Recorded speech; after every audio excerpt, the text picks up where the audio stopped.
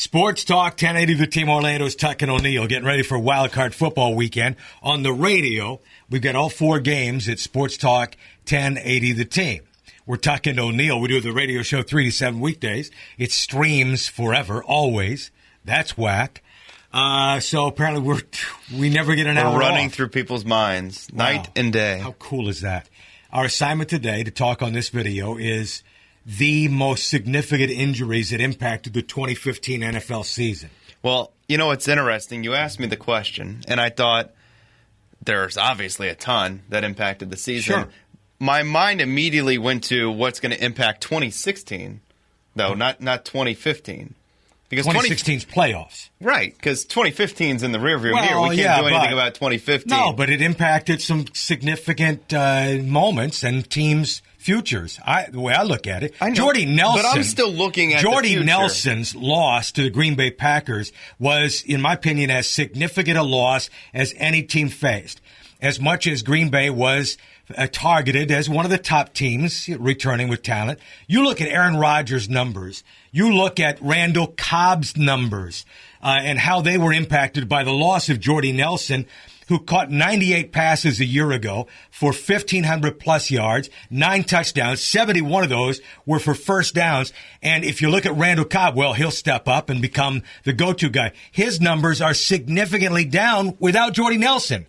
To me, that was as big an impact in 2015 as there was. Well, somebody kept saying that throughout the preseason as we talked to NFL analysts. Yeah, it was this guy. I did, though. I really did. And I was amazed by the number of people that we had on the radio with us that said, it's not a big deal. No, Aaron Rodgers is Aaron Rodgers. You're right. They're still the team to beat in the NFC. I said, they're not going to the Super Bowl without him. Got him. No, someone has to do it, right? I'm just saying, if you look back at the season, I don't disagree with you at all. Over. I'm totally in agreement with you. I think that that's a big one. You know, I think just this season alone, the regular season, the other one I think that is the equivalent of that is Tony Romo's injury because I think on paper, the Dallas Cowboys still had the best roster in the NFC East. And they even hung in there for a while without him.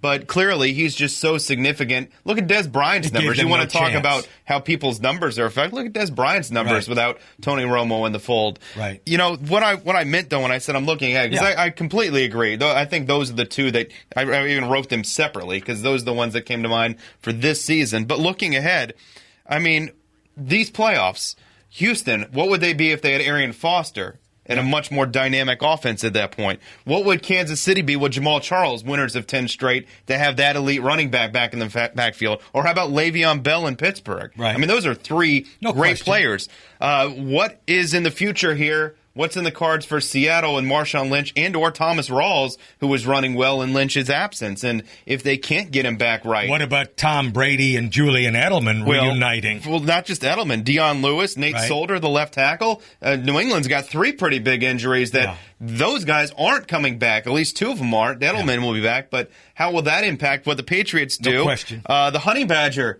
going down in Arizona and everything he provides to that defense. And Ben Warkey in the corner in Carolina going out, leaving them, and Peanut Tillman. They're really short on corners right now. So I think that's what I said when I'm looking ahead, like these injuries that could alter who wins the Super Bowl this year. Though he has never in his NFL career received a game ball after a playoff game, would be the Red Rifle.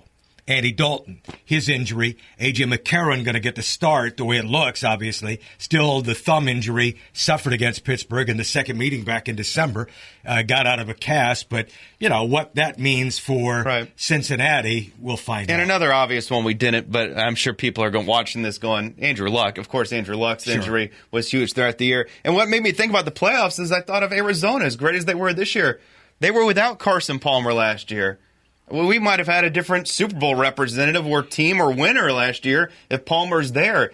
I mean, look at what he's done as their quarterback. All right. So these playoffs, that's what I'm looking ahead to. I agree with Jordy Nelson, and he's not coming back, and it's impacting Green Bay in these playoffs. The thing I want to remind you of is you can now start focusing on the live video stream, or if it's not live, it's still streaming our show. Yeah, we're not actually doing a radio show at like 3:30 in the morning. Wow, that would... Yeah. I want to go home. We're Tuck and O'Neill, weekdays 3 to 7 on the radio. Sports Talk, 1080 The Team, Orlando.